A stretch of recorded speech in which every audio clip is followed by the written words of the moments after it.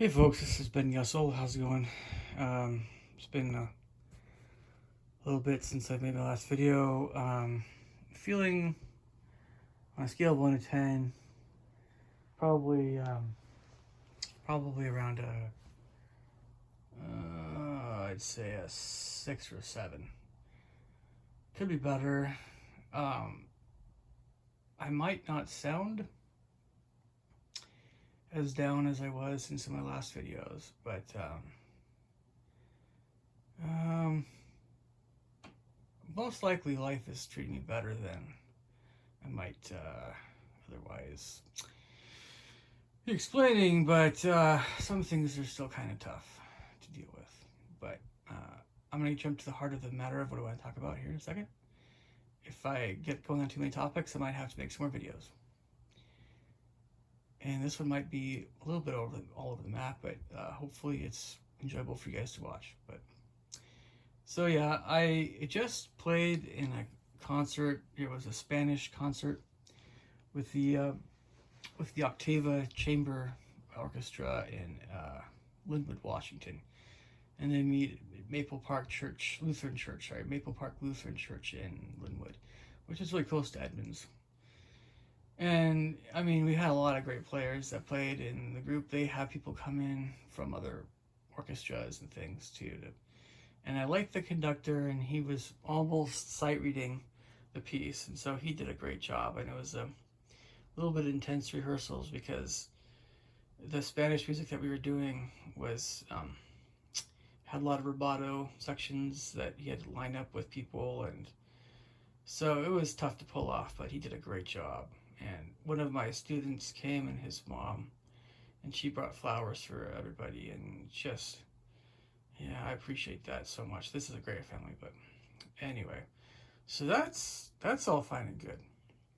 And I played with another hornist that I played with in the past, Carolyn Moth, and also I had a chance to meet Lance Ellis, and he's the principal of the Cascade Symphony, and a gentleman, his name was Jeff, I can't remember his last name, played fourth horn, and we just sounded great. And the trombones were nice and loud, and I must have tough ears because I was pretty close to the trombones, and they were quite loud. So yeah, so I won't go into too much length about this other person that I've been trying to befriend, but there's a lady that is also a music teacher in the area. It's a member of my church that she doesn't trust guys. Period. Like she just does not, and there's no interacting with her, even just to be friends. It's just a business thing. And I tried getting her out of her shell. On my end, there's a 99.99999% chance I wouldn't even pursue her romantically, but I thought she seemed pretty musical and pretty a great person just to be friends with. But no, in this person's case, she either wants a boyfriend or she doesn't want to know you. And it's interesting.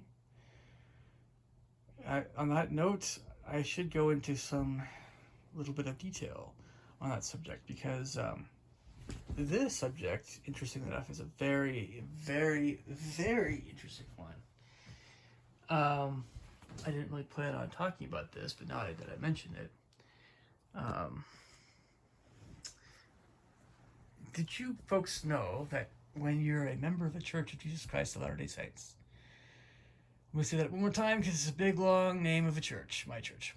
Did you guys know that when you're a member of the Church of Jesus Christ of Latter-day Saints, that the culture of our church is such that we are kind of basically forbidden to date until we're 16. Depends on the parents, but it's a no-no to date before you're 16. Then when you start dating, you usually should go on some double dates. And there's a whole bunch of other hoops you have to jump through. And when I say hoops to jump through, I do truly mean hoops to jump through, unless by some coincidence You meet the woman of your dreams when you're younger, and could be very young. But um, many members of the church give you a very hard time, dating wise. I wish that was not the case. In terms of also our dating culture, we're also taught only to date members of the church. And if we go outside the church, that's a no-no as well. There's so many things that are, and so in my life, I'm interacting with people.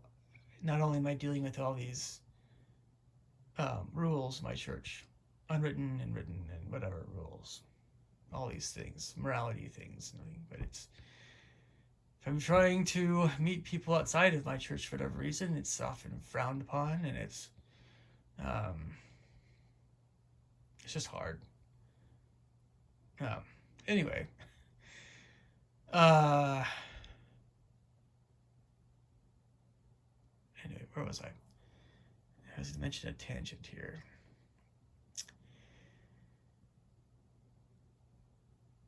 Um, oh yeah. So this particular young woman I was talking about, this music teacher, is very much like other women that are often not members of the church that I've known. In regards to, she either wants a boyfriend or she doesn't want to know the person at all.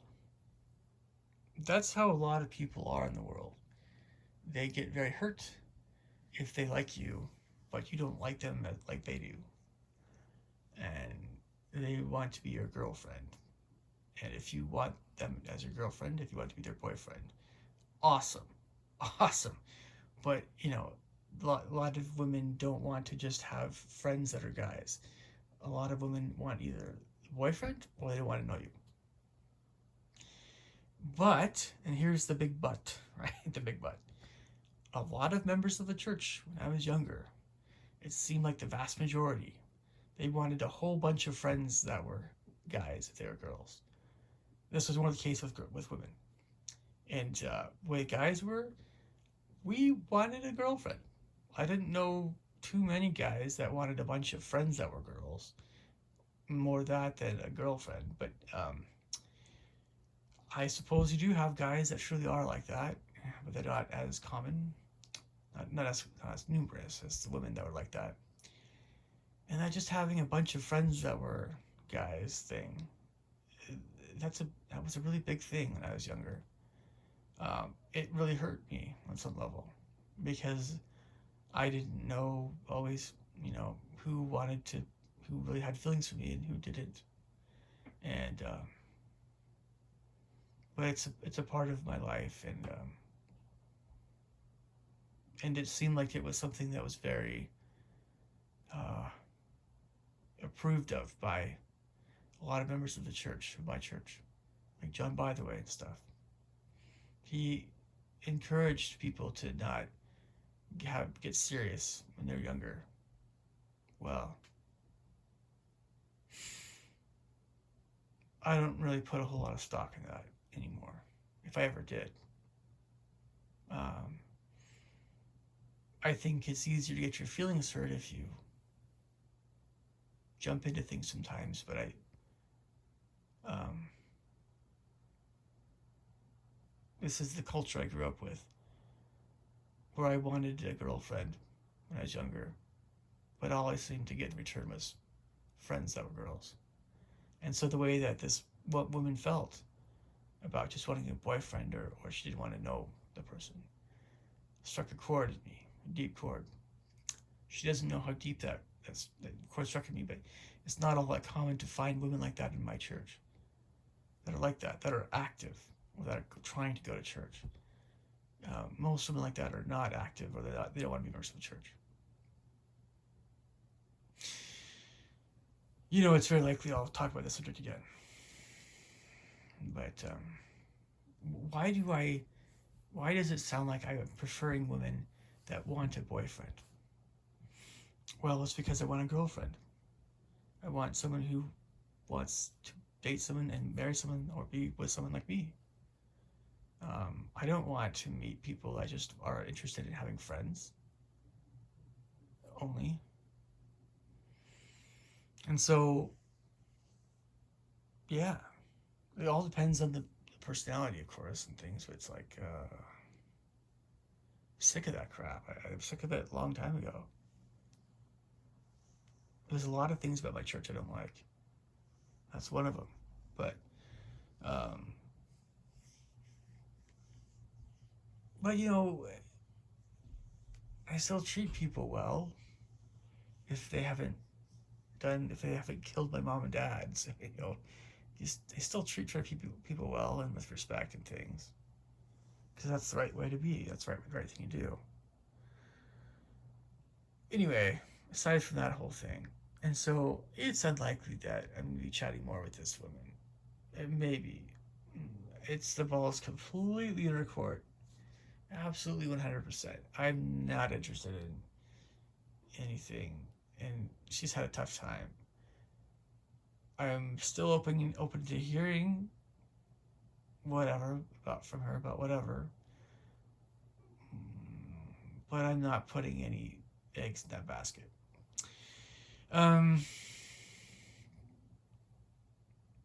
Other than this orchestra concert I was just roped into,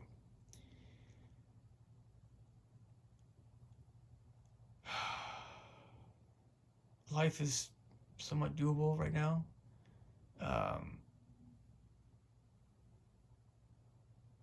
Yeah. It's hard when you feel differently about things than your parents. It's hard when you are trying to,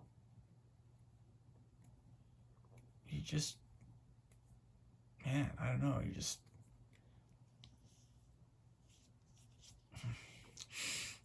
one of my biggest beefs with people in general is, like, we want to know, sometimes what makes some things, we have questions about people or institutions or churches or whatever. The more that we actually care about something, we question maybe why we're not better thought of or more included, or we question why we're not maybe as loved or as, again, well thought of, just to make things a bit more enjoyable and maybe less emotional in a way, but more enjoyable. Let's talk about the subject in a different way. I remember when I was in first grade, first grade and second grade, kind of in that ballpark. We had these different, it's called SRA reading levels. I think, yeah, it was called SRA. And there's different colors for different levels. And as you guys might know this about me, maybe not, I'm very interested in color and what different colors mean. But I often, even from the youngest years, I would associate ability levels and certain things, various subjects, with different colors. So, like, level 1 would be like, I don't know, white or green or tan or brown or some kind of beginner type color, or drab color. Like level 2 and 3 would be like yellow or orange or something.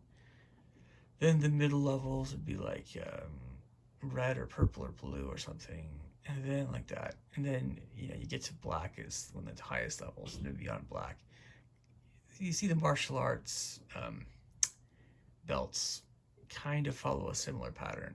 And beyond black, maybe you'd have black and red, or black, white, and red, or something. Sometimes you'd have something, I would think, oh, turquoise is kind of, or aquamarine is kind of a pretty color. But some colors seem to have a quality about them that suggests something more powerful or more advanced, kind of deal. I've always been very, very aware of that whole deal. But the SRA levels didn't really follow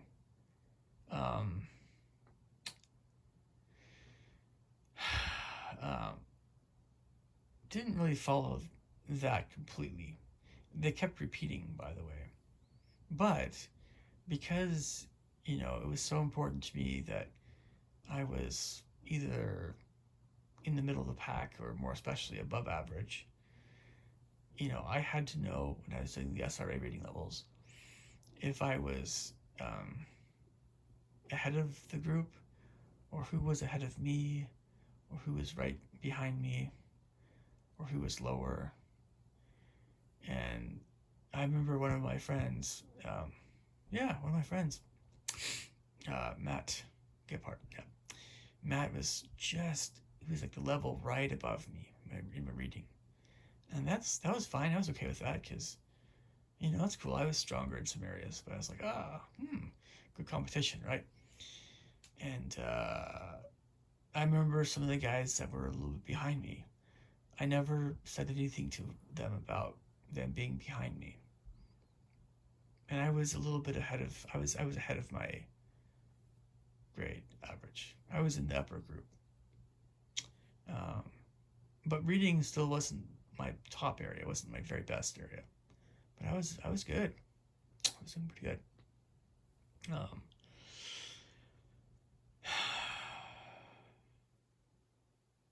So, there may be other things that would what I was thinking of originally this would apply to better. But on some level, I when I was a little boy, I suppose I would ask some of the following questions. Um, did the people that got the highest levels, did they get special treatment by teachers? And in general, how can I get special treatment from teachers? Like, extra pat on the back or goodies or was there some secret room that we could go do what we want to, play and stuff if we were like the most advanced kid, and could we just play video games and could and the teacher would be super nice to us, and I mean I was thinking something along those lines, like, is there like, again with video games especially, like, is there some awesomer video games that the best the kids that did the best could play, or like could we skip homework, or could we have extra recess time, and again it's, or I always felt like bragging was wrong, so I never bragged, um, or on and on and on, like could we get extra pizza, hot lunch, or um, could we go to a special, not like a special school, because I liked elementary school. I liked my peers too much. Maybe had more of a fondness for my peers in elementary school than later. But um, I don't know. I mean, that's another subject, I suppose. It's not like I hate people that I went to high school with, but it's just that there were some scuzzy folks and bad apples, I suppose. But I don't know. Anyway, maybe to make this subject a little bit more, this main subject a bit more. This is a bigger thing. Uh, when I went to the YMCA, it was a similar thought process with colors and with different levels of swimming, right? So if you're in a higher level of swimming, would the instructors treat you better, or would you, get extra treats or something, or would you get the cool colored kickboards, or something like that, or I just kept thinking about that at the back of my mind over and over again, like how can I be the top level, or how can I be the most favored in the most favored group, or how can I get it mattered a great deal to me, more than you guys realize maybe, but it mattered a great deal to me that my teachers always were happy with me, and it wasn't trying to be a brown noser. That's a little different, but I suppose I couldn't. I was very very anxious about teachers being upset with me, and that mattered a great deal to me. I just remember when I was younger, I never wanted teachers to be upset with me. And but yeah, I mean, I wondered if there were, I noticed if there were kids that were getting, it seemed like they're being treated especially well by teachers. And it's the craziest thing, like seeing things as an adult. There's all kinds of things that you become aware of at some level that you had absolutely not the slightest idea when you were a little kid. And of course, no teachers that I ever knew were ever accused of anything inappropriate. But that's the crazy thing is that if a teacher that does have some weird side to them, that we won't get into that. But man, oh geez, I think I believe that's a bit alone. But it's just that I was pretty lucky. I was pretty fortunate not to know any teachers that were trying to prey on me, that way. So, but I guess it's just that there's that bigger train of thought, that bigger subject having to do with did I ever feel left out, or did I ever feel like I was missing out on something, or did I ever feel like um, and also aside from that train of thought, there's kind of the wait, what's really going on in this institution, or this in my church? What's going on here, or what you know, or what's going on with these people? Why are they treating me this way? Or um, maybe for some of you guys, it's your work. If you work for a boss that's not nice to you, and work for a company, like you have an office job, and you know um, office jobs can be a lot like being at school, where you are sitting down at a desk and you're working a certain amount of time, quite a bit of the day, and you have your office supplies. You have your stapler, and you have your so an office job is a lot like being at school, and a lot of computer stuff and papers and completing assignments, right? All this stuff. It's not that other jobs are less like school. It's just that in some respects, yeah, it is kind of a little bit. Yep, office work is quite a bit like school, a lot of the time. But there's kind of that. I don't know if you guys have seen the movie Office Space, but there is kind of that questioning of the continual questioning. One of the questions that it could have to do with anything, literally anything that somebody is involved with. It's number one, like one of the questions is, who am I? And that's so much. There's so many answers to that, right? And two, what should I be doing with my time, to the extent that I have control over that? And there's so many questions to ask. But these are some of the main ones. But it's like with these things that I've chosen to be involved with, these other institutions and groups, how can I rise to the top, or how can I excel? How can I be well thought of?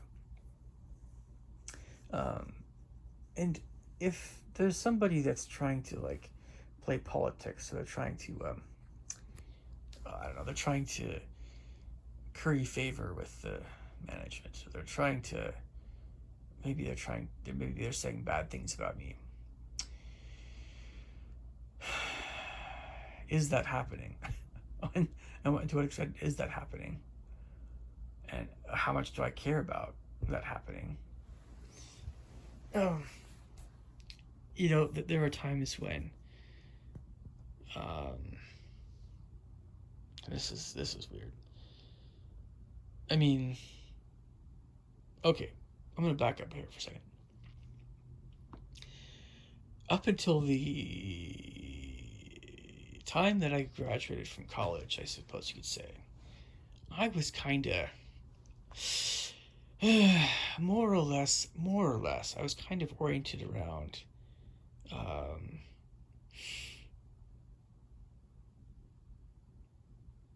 meeting women for one, and two, working on my musical abilities, and three, um, having a good time on some level.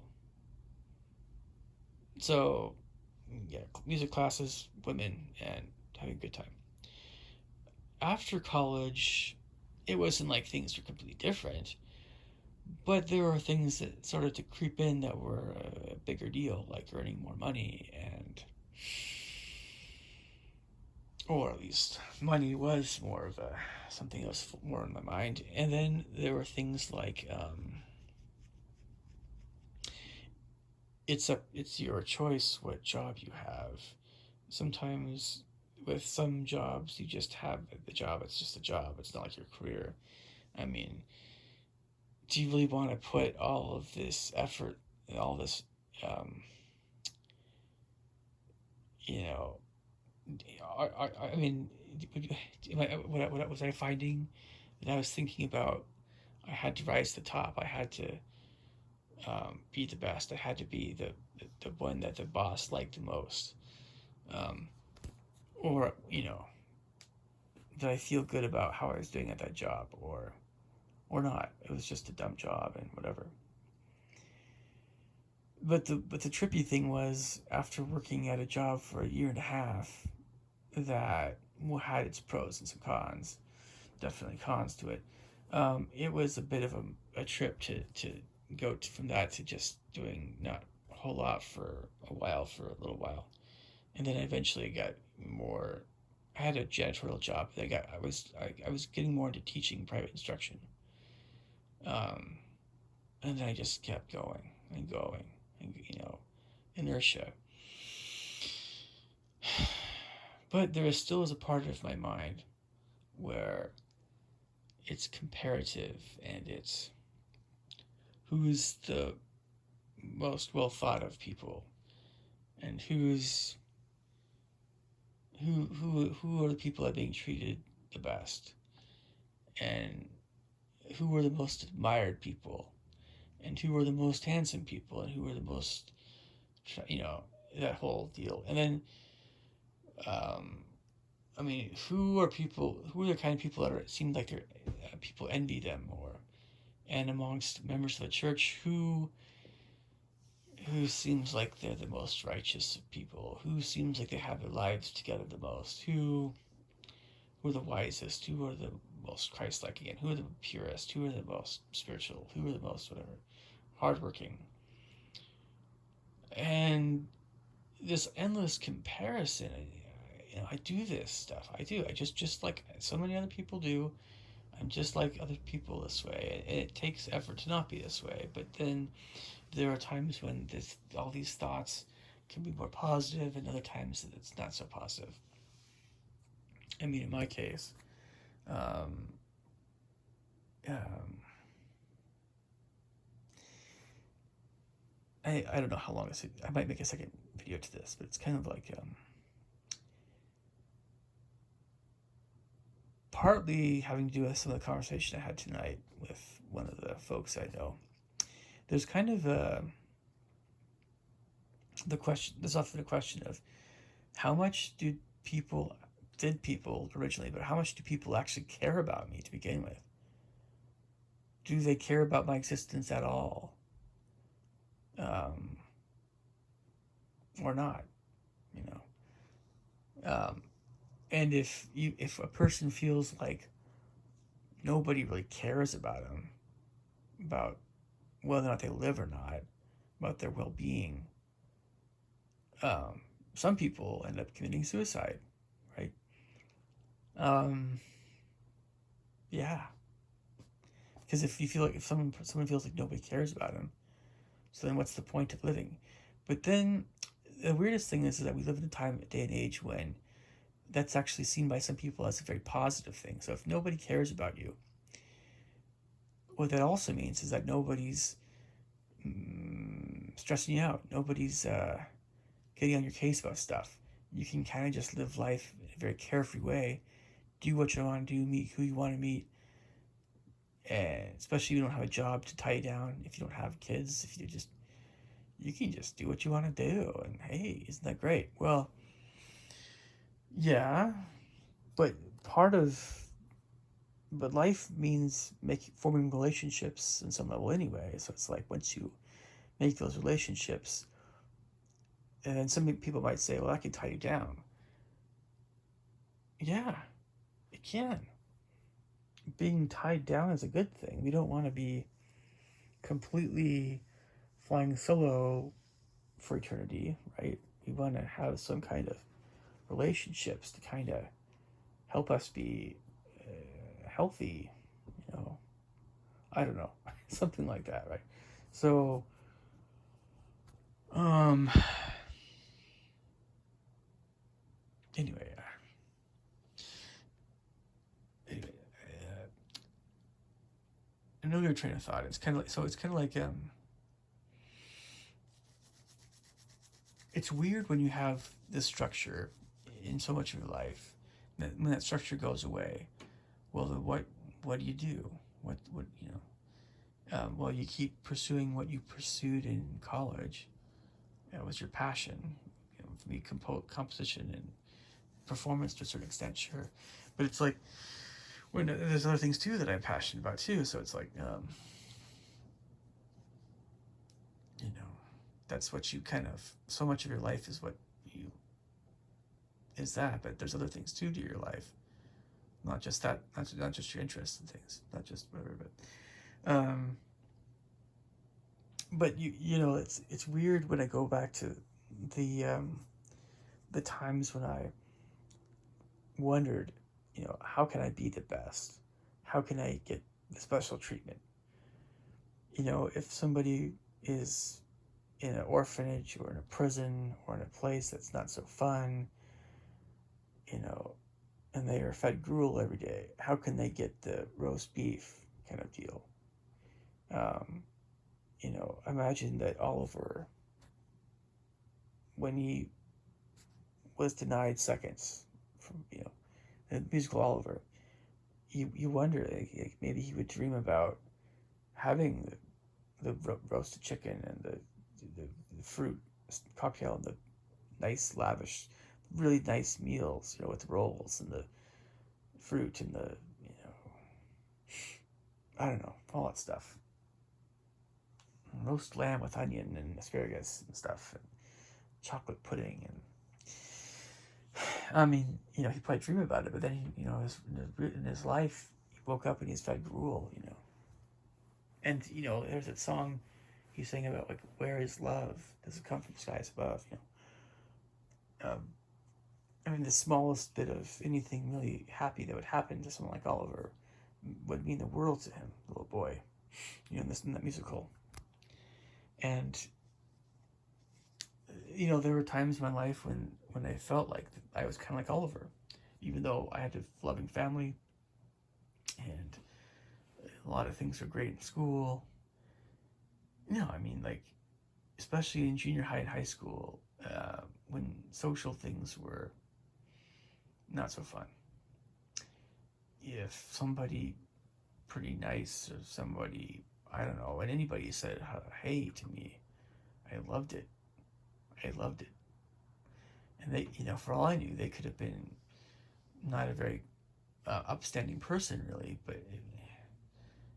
but if it was out of the ordinary and they were nice about it, I would love it. I loved it. And I remember how I was, and I remember how anxious I was, how lonely I was. On some level, you know, there's still some crossover today with some of that, but I mean,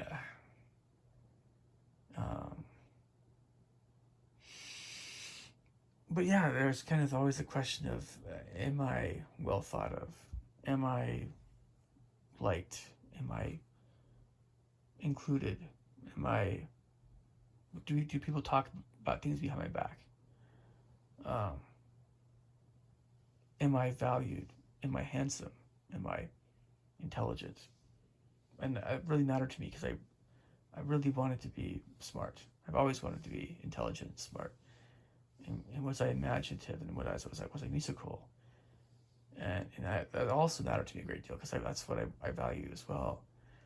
And was I a good person? You know. And what I didn't understand when I was younger,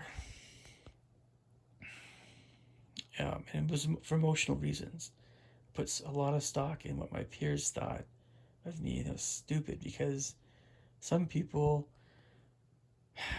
most people I won't know meet in this life, that I should know, that I ought to know, really truly, most people I just will not know in this life, that I ought to know and talk to most. And there are people in this life that I should talk to more, absolutely, as well. And that's got to be, I'm about life. But the thing is that I put so much stock in what my peers my age thought, and most of them treated me like crap, or they didn't really notice me very much. And I was so worried about them saying something unkind to me, especially calling me a loner at times, where I'm looking back on all this stuff, like, it wasn't that they thought I was it wasn't at all that they thought I was a bad person. Not at all. They knew I was probably a good person. And nobody really cared that I was by myself sometimes, just because of lunch breaks or whatever, coordinating where you're at with different friends or whatever. And they had their own stuff that they were dealing with. And some of them were just impish and silly or whatever. And everybody's just going berserk, in some level at 13, 14, 15 years old. But a lot of people were just not worth my time. Really. I mean, there were some scuzzy folks in the junior high. And some very, very rotten kids. And they should not have cared about their opinion about me at all.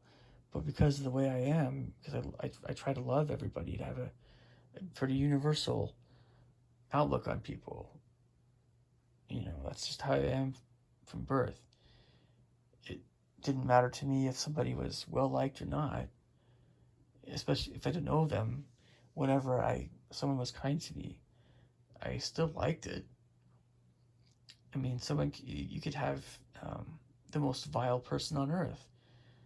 Someone would say, maybe that's Lester Crowley, but so if Lester Crowley came along and he said, yeah, good job with this, or yeah, you're doing good, I would still appreciate the compliment, even if the man was hellish, the woman, on some level they'd feel kind of weird about people that were maybe kind of evil, but in Crowley's case, so Crowley valued evil. He wanted to be the most evil person ever in existence. So I imagine if I told him, wow, Lester, you're a pretty fiendish person, he would probably take that as a compliment, I would think, right? Anyway, that's a different... So,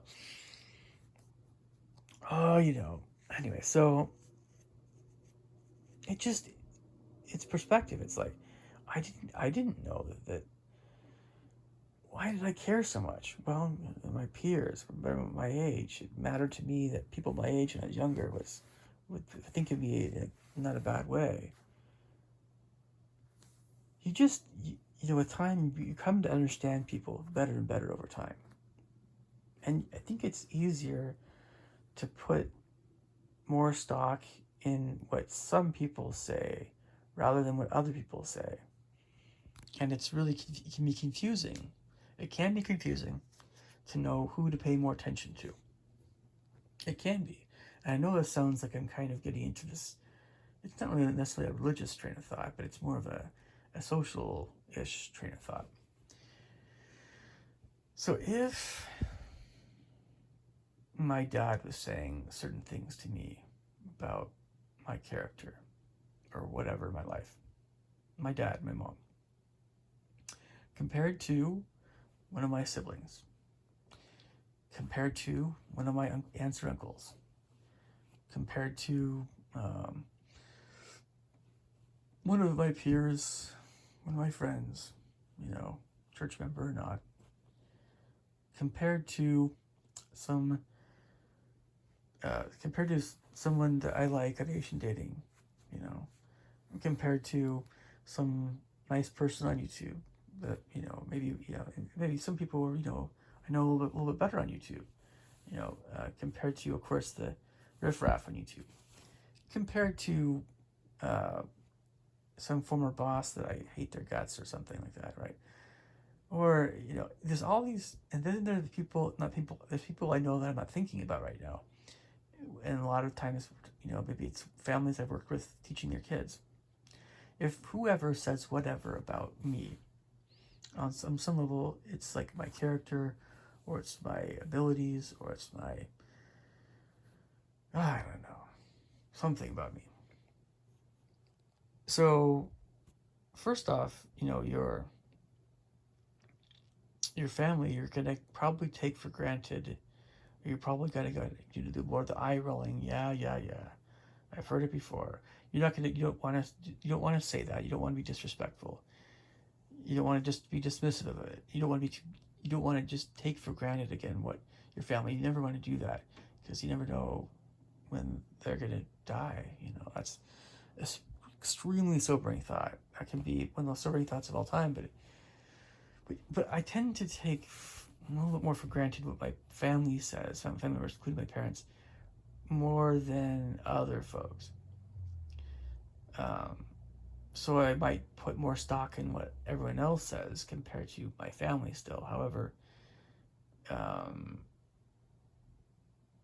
you know, it's just the more that you really care about somebody, or the more that you've put a lot of effort into trying to develop a relationship, the more that you know you can kind of affect you more what they think about you. And but but but that's just, you know, that's that, yes. But there is the very real question of the character and maturity and all those other things of the person that you're talking to, which we kind of have a better idea of what that is as life goes along, right? If my dad is amazing, right? So my parents are very good people, very good, very very good. They're amazing people. I love my parents, but I tend to not always use that particular verbiage when I'm talking about my parents. We'll just say I just love my parents. I can't say I can't say anything bad about my parents. It's impossible. But it's like I would on some level realize that what my parents say and think about me, it should matter a great deal more to me what they say than almost anyone else, because they probably have the best awareness of what's actually happening with me, um, internally, spiritually, emotionally. They understand me the best. It's not that other people don't understand me as well as my parents, but it's kind of like, at least I can say that between my parents and maybe like some girls I might meet, whether in the United States here or at Asian dating or something, whatever, or some of my close friends. Some people are in that same ballpark, sure, but it's like or you know they will be in the future. I don't know, but there are um, sorry, my phone is telling me that it's time for bed. It's not time for bed yet. Sorry. Um, I know I'm going kind of a longer video here, but I think this is good stuff to mention.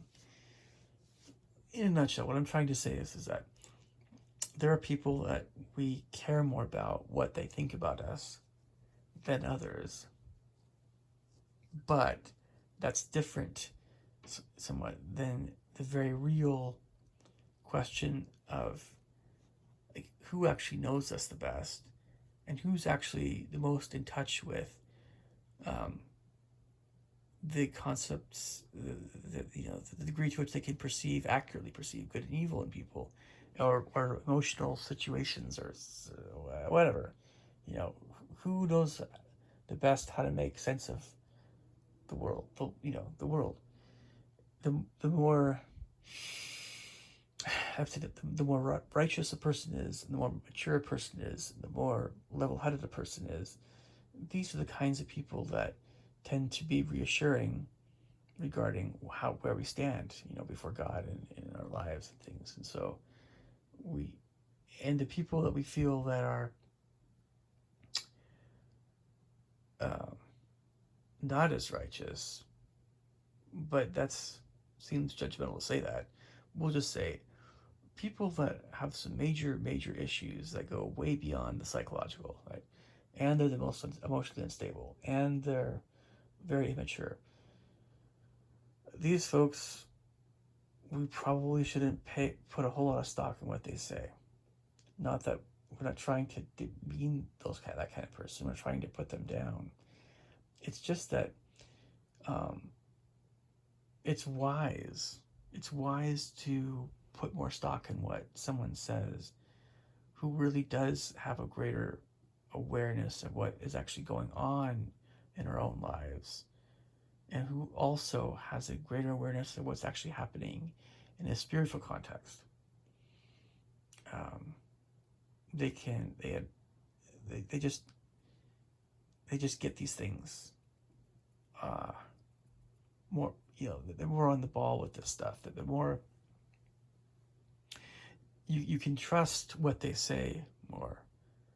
That word trust is such a big thing. When we trust what someone says, so I trust what my mom and dad say. Still, I know I'm not perfect, but there's some level of trust there.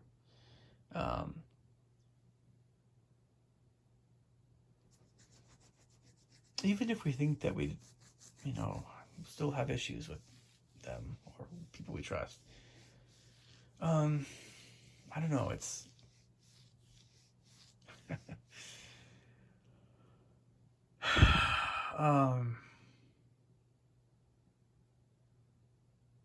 I just have to. I'll put it this way: for the people I've known, everybody I've known in my life, there are some people that it's always gut feeling. Some people, I think, there are people I think in the past that I felt more unsure around. More unsure. Yeah, that's the best way of putting it.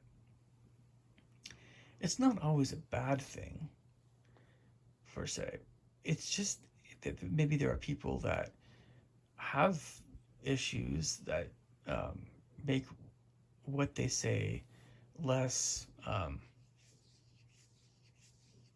little less. It affects the degree to which they're saying something that actually is accurately put. If somebody is very moody and or whatever, they're very upset, and they're talking about what their feelings. And I've been known to do this, right? You guys know this, right? To what extent can that person then speak in a level-headed way about some other person's whatever? You're right. There's something that gets in the way. So, and what gets in the way, of course, is it's all that. It's often that pain, or it's some kind of something negative or something hurt, but sometimes depending on the nature of what's happening with the person, it's in that more painful situation or whatever. It's anger. They're angry or whatever, or they're sad or something. Isn't it funny how when a person is more humble, and probably more sad than angry, because anger is different, but it's easier for someone to be more level-headed about hearing someone else's issues or trying to understand someone else better, or trying to just kind of have eventually a more positive way of looking at the world. Isn't it funny how being meek and lowly and humble and these kinds of things and apologetic and it seems to work out better than if somebody's angry and troubled, right? Anyway,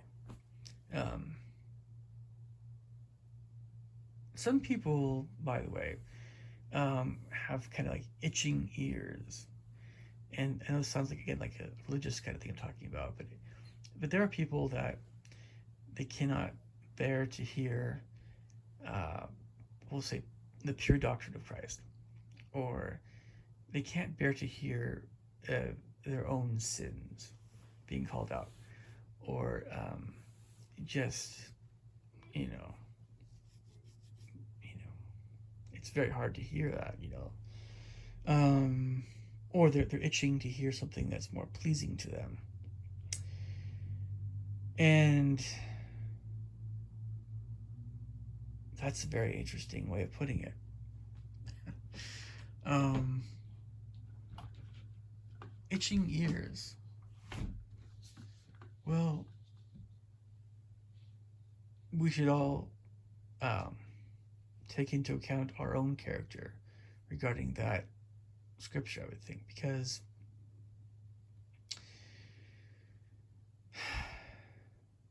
I'm just going to say it. Some of you guys watching this video are probably doing pretty good in life and are very loving, good people. Some of you guys maybe feel like you're in a darker place in life. Some of you guys are in a less developed country. Some of you guys are in a more developed country. Um,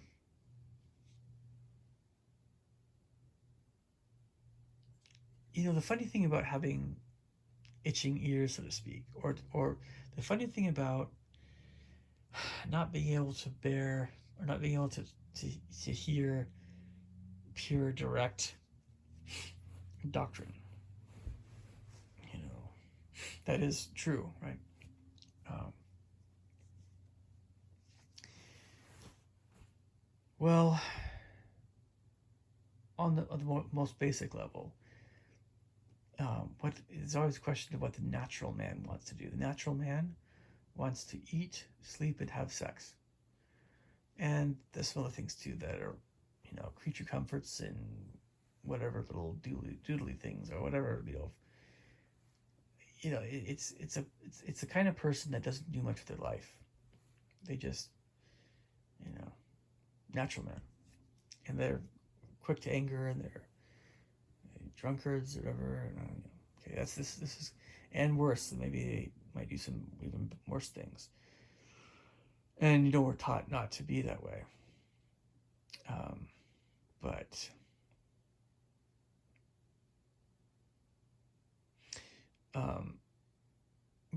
people are that are our tendency to be this way. It's far more common for there to be that kind of natural man than it's far more common to find people like that than to be people like that than to have people that are truly are pretty despicable people that go. We're talking about things that go far beyond just the wanting your creature comforts and wanting your wanting to be just whatever gluttonous and indulgent sexually and stuff. So it's just, and sleeping in all the time. I don't know, the whole thing. So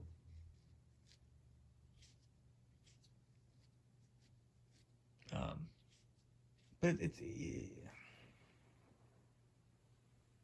it's hard to hear something that's true about us that is unpleasant. It can be very hard. Sorry, it's just getting kind of late, and I'm very tired. I've had a long day.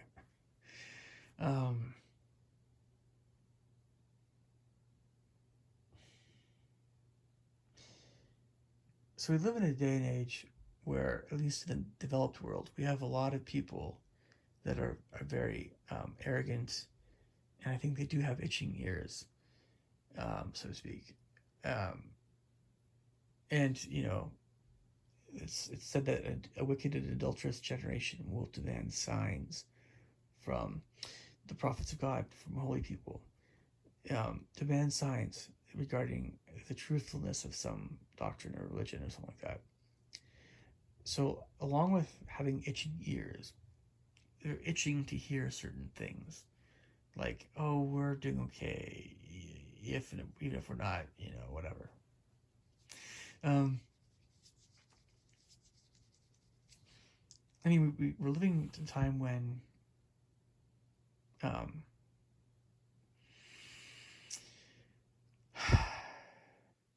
it's considered virtuous to be um, a transvestite or to, be involved with anything in the LGBTQ world, and to, of course, be adulterous and to be whatever else, and to do witchcraft and do, I mean, anything that you can think of to violate the Ten Commandments and the whatever other things that are considered godly. Anything, any violation or any act like that, as long as it's not hurting another person, right? Then that's considered fine. Increasingly.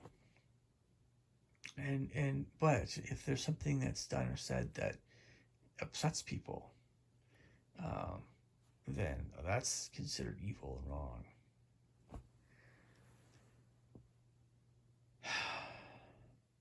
Yeah.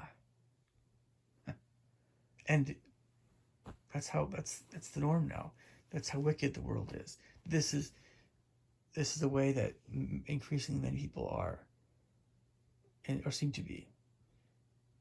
Many people seem to be just doing away with traditional morality and having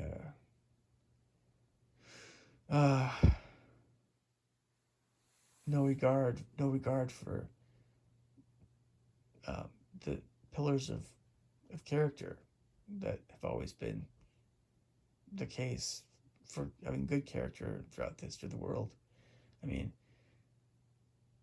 other kinds of morality or other kinds of, I don't know. It seems to be, growing. Numbers of people that are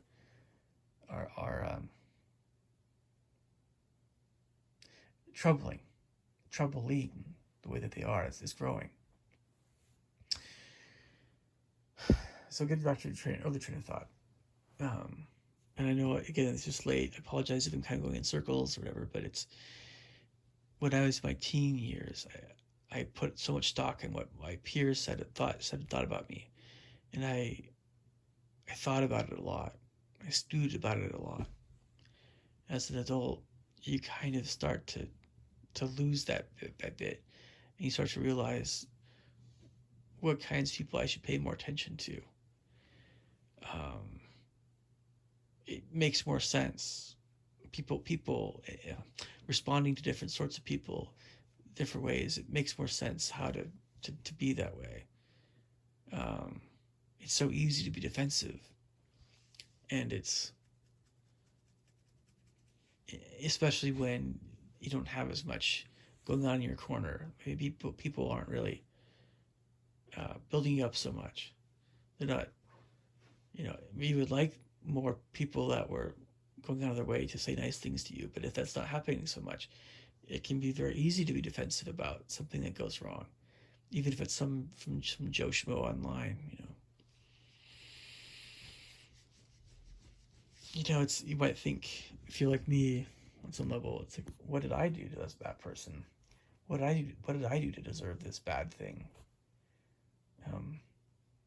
The funny thing is that we think that very like leaders of my church, we think, and there's so much strength of character that they have.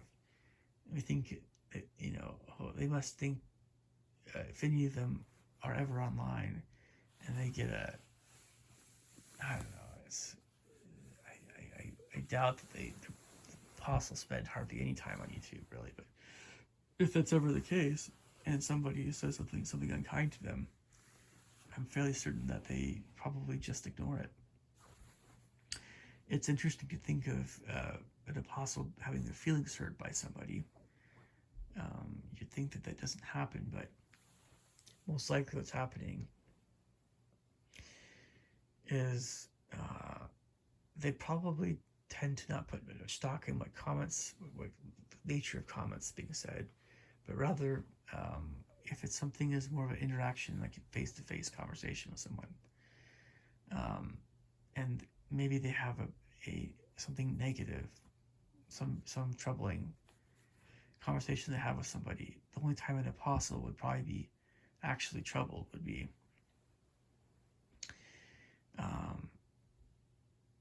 I just think it would take a lot, but I don't know, you know, you never know. Apostles are my church, the leaders of my church are still human beings. They still can have their feelings hurt, but it's probably just the case that there's only so much that they can really devote their time and attention to. They only have so much energy during the day. They're so focused on certain things, so driven on certain things that it's probably something where they just don't allow themselves to become like personally upset, or they don't allow themselves to feel anger towards somebody. It's something more they feel it, they feel the antagonism initially, and then there's the question of how to respond to that. And sometimes it comes in the moment, sometimes, whatever it is, however they respond, we're often very awed. We're in awe by the apostles a lot of times, and I think it's great to look up to them. There's a lot of things that are very admirable about the apostles, and also Buddhist monks and a lot of other religious leaders, and we might think that we're not as good as them. We might think that we ourselves are very low on the totem pole. Again, just to wrap up this video, I love how my phone lets me go longer here than my last one, but I think I want to say a little bit more about this other train of thought that I have about the comparisons and the am I in the cool club, so to speak, and the color groups and things. Well, it's just, I guess, it's always interesting. I would rather that people did care about me, or that did think well of me, and that would like to talk to me more in the future. I would rather have that be the case. I'd rather make friends. I'd rather have strong relationships rather than weaker ones. I don't like the idea of being not connected with people, even though I'm introverted. And there are people that seem like they hate people. Well, it seems like they hate relationships, and sometimes that comes from a very understandably, it's very easy to understand why people might feel that way. Other times it seems darker, comes from a darker place. I don't know, but so let me just answer my earlier questions. Who, the wondering, the constant wondering, was I good enough? Was I in the cool club? Was I well thought of? Why? So as I look back, there's some things that I guess we'll just never know. But as I look back on kindergarten, first grade, second grade, third grade, fourth grade, fifth grade, sixth grade, seventh grade, eighth grade, ninth grade, 10th grade, 11th grade, 12th grade, and all my college classes and everything like that, and even all my jobs and all the things I've been involved with, and church and whoever. I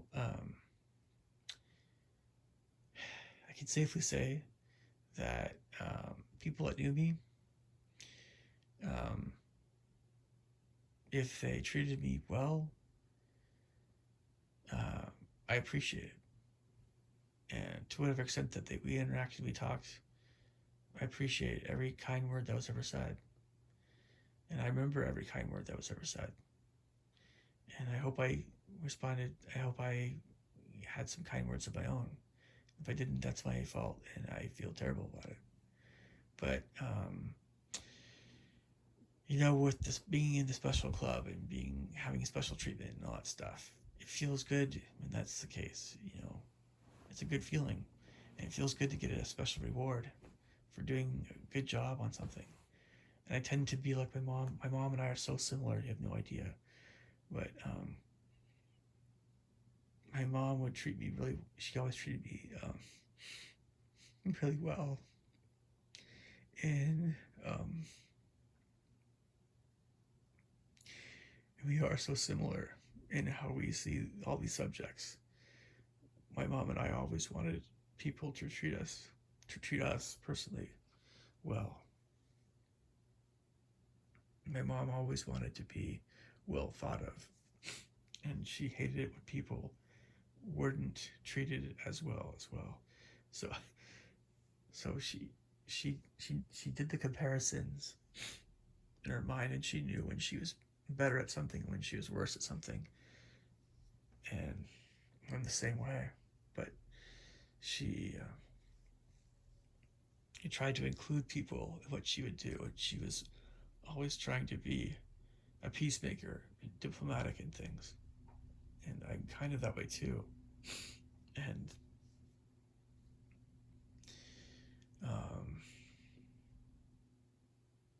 I take after my mom a lot. And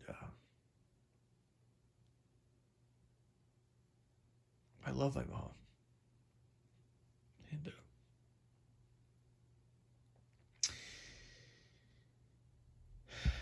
And on some level, getting back to another train of thought, I guess, I have all the other things, like of all people, I know Mel Brooks is kind of off color. I know he is, but he's mentioned before, if you eat your Wheaties and you feel like that sort of thing, things tend to work out okay, right? There's not really too many things to worry about really in life ultimately. And again, I know this mentioning Mel Brooks, but George Carlin also kind of crass off color guy, but he also said something similar. It's like it's all bad for you or whatever, except for most things, a lot of things in life are just pointless, right? And so yeah, it's like getting the promotion, getting the good job, earning more money, being more admired by your peers, supposedly, at least on the outside, right? Being more being famous, being more well thought of. You can think of anything like that, and also, for what's worth, like being in the inner circle, in some, employment, or you're just in the know, like you're one of the top people in government, and you know all the secrets, and you know everything, and you're invited to all the most exclusive parties and things, and you're a powerful person, or you just got everything that anybody could ever want. Think of the people. I think of people like that, and then we ask the question: so how much does all that really matter? The only things that come to my mind that have to do with, ultimately, how much does it really matter if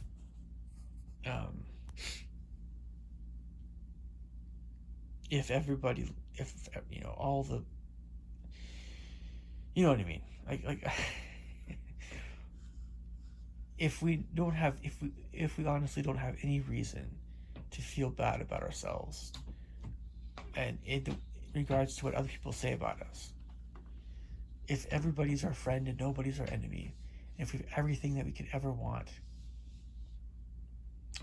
so the question is, how is that any different of a situation, or how does that really matter? What does that really matter compared to the person who has nothing that they want? They have no friends, or hardly any friends. Just the most miserable life you can imagine. In an eternal sense, so if I knew nothing, if there are people talking behind my back, I had no friends, I had no money, I was homeless, it's at rock bottom, You think my life is terrible. Okay, it is. But in a way, how is that any different than the person who has everything they want? And everyone's their friend. And, you know, life is super amazing for them. It seems so different, doesn't it? But the weird thing is well, it's kind of like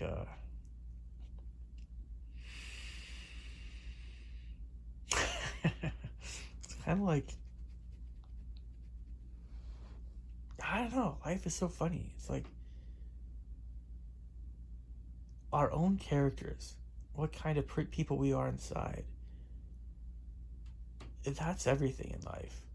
We could be absolutely miserable regarding not having any friends, and that's very much a reality because we do need people. And the more people we have in our lives that are great people and things working out better that way, it it's great. That's how we want to be. And of course, we need enough to eat and things. But the way we are inside, the happiness we feel inside, and our connections with people, that's just a big thing. And being able to at least have some degree of knowledge of how things are, that's good too. That's important too. I mean, but everything else, so many ways we can be distracted and we can be deceived by the world. And we're seeing increasingly from Hollywood um, how many people in Hollywood are miserable. They're miserable because um, they have all the money that anybody could ever want. They have all the friends, the Hollywood friends. They have all the parties. They are in the inner circle. They do know things that we don't about. I don't know, the Illuminati and stuff. I mean, life is a party for them. The only things that are ever a drag are tough as if they're working on a movie that's kind of demanding. That's about it. And they have plenty of time off from movies too. I mean, they could sleep in, they could do what they want to do. But many of them, if some of them in particular, if it's just there's no moral compass, there's nothing, there's no center to them. They're increasingly like, wait, don't you guys love us still? Um, we've been in the tabloids. We don't. Aren't you curious about who we're dating? Aren't you curious about this or that we said about some political thing? Or don't you care about us anymore? That's what Hollywood actors and actresses are increasingly saying. They used to be bothered by, getting too much attention. Now that people don't really care about it anymore, they're like, hey, where's the love, right? No, of course, I will. There's still people in Hollywood that I would like to talk to, sure, and that I have a genuine curiosity about. But a lot of people, no, a lot of people were always kind of ho hum to me anyway. But increasingly, I'm like, man, I mean, classic example of who I'm talking about, Madonna. Now, Madonna is not the worst person in the world, but she just does that does not have to do with her being older or all the Botox she put on her face and all that stuff. You would think that this is why I'm kind of putting her down because that's the world's way, right? No, no. See. Here's the thing: Madonna, when she was younger, and she was very attractive, just or she was more attractive. I don't know, in a very whorish way, but so then, I always knew she was not a very good person. It's kind of like it just amplifies this fact that she looks so weird now. You see it. It's a visual thing. It's no longer hiding. It's very out in the public. It's very easy to see um, how messed up this woman is. Just by nature of how much Botox she put in her face. She looks ridiculous. I mentioned it in a comment on a video that we kind of went along with Michael Jackson's facial change because we learned he had skin issues. So, okay, yeah. So Michael wants to look more white. Okay, I'm cool with that. He doesn't care if you're black or white. He doesn't care if he's black or white. Okay, he's still Michael Jackson. He's got the dance moves. Sure. Madonna was like, what happened to you, Madonna? I mean, like, really, what happened? I'm totally fine with you getting white hair or gray hair, whatever, aging. I'm fine with you getting wrinkles. That's okay. You've earned the right to have some wrinkles now. You can just be a weird woman and whatever. Have your weird life but it's like, no, she still has to be Marilyn Monroe, but the evil version of her, Marilyn Monroe, and more that way. But this is just one person, mind you, and this is just one incident, and we're going to keep fighting this. Regarding Hollywood, we're going to keep seeing this nonsense coming out of Hollywood, but a lot of it's kind of like a wake-up call. It's like people are realizing more and more, like, oh, this is what life really is, more what it ought to be on some level. Well, sometimes it'll hit some people really hard. And I might go, what have I lived my life for?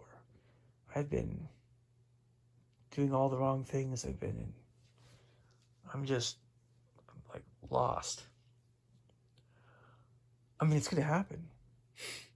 But if someone actually says that, I'm lost, I need to repent and change, they're in a much better position than the person that says, I'm not going to change, but woe is me. But come on, where's the love,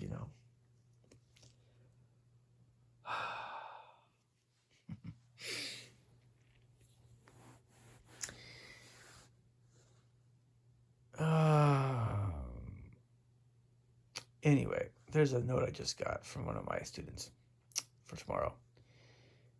I might make another video.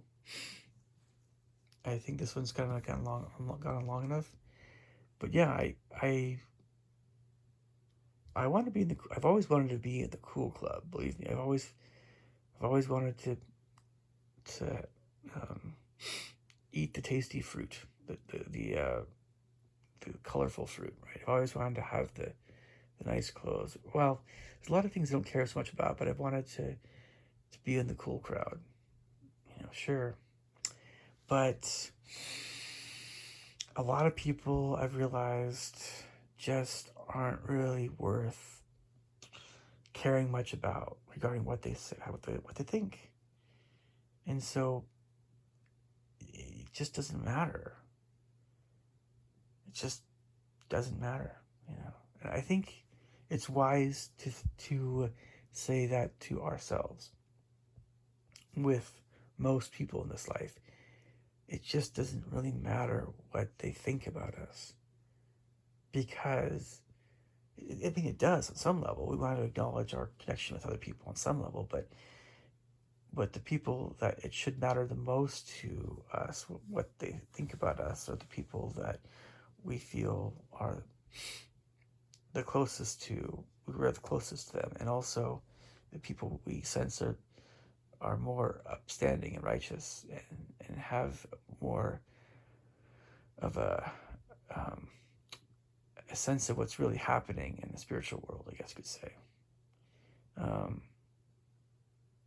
Those are the people we ought to be paying more attention to regarding what they say, but only when they say things out of kindness and love. Because if somebody says something out of anger, it can be true, but it can be very hurtful. And I don't know. Is there something to be said for just for that too. That's not right when that happens. So, all right. You guys leave me thoughts and comments below. Catch us later. Take care. Bye.